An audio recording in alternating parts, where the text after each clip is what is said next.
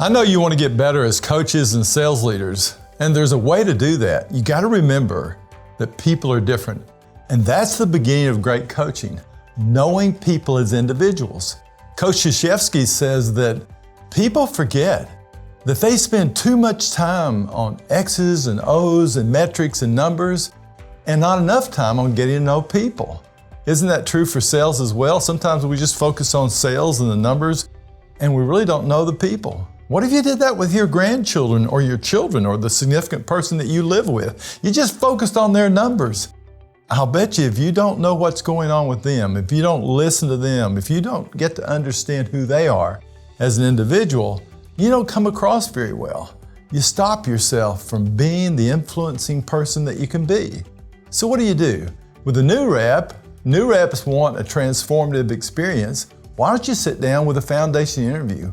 Why don't you get to know them, their motivations, their fears, their expectations of you as a coach, the 3 most important things in their life in order of priority, and how all of that attaches to their income, and just sit down with them and tell them you just want to get to know them so you can be a great coach for them.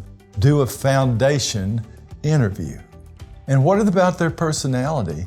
For years, personalities have been divided into 4 categories: performers, dynamos, diplomats, and thinkers.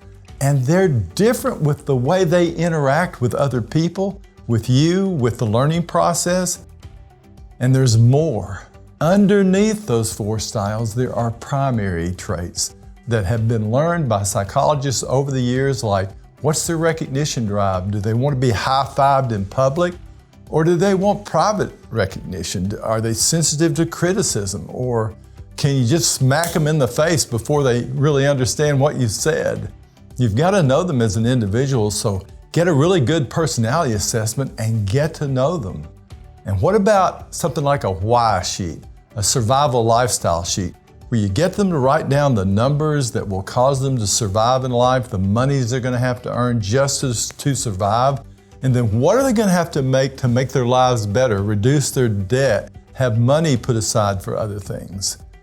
When you start to work with people in this way, it causes them to understand why a certain sales target is important to them.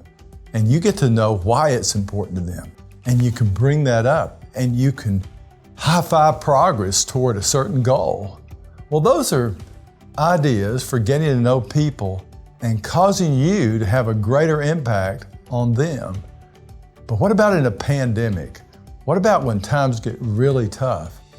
That's when we really need to show up and find out what's going on, asking how they're doing, and just not taking the first answer, but digging down underneath and letting them know you're concerned about how their life is going, about their anxiety or fears they may be having, and that you're there to support them. Again, it's all about knowing people and where they are, whether it's in the constant progression of reaching a goal or in fighting something like a pandemic that's out there in the world as they still try to work every day to perform. Learn those things. Learn about people. Figure out how they're different and how you need to adapt yourself just the way you would with a customer to make that sale, to make a sale to your reps that will help them get better.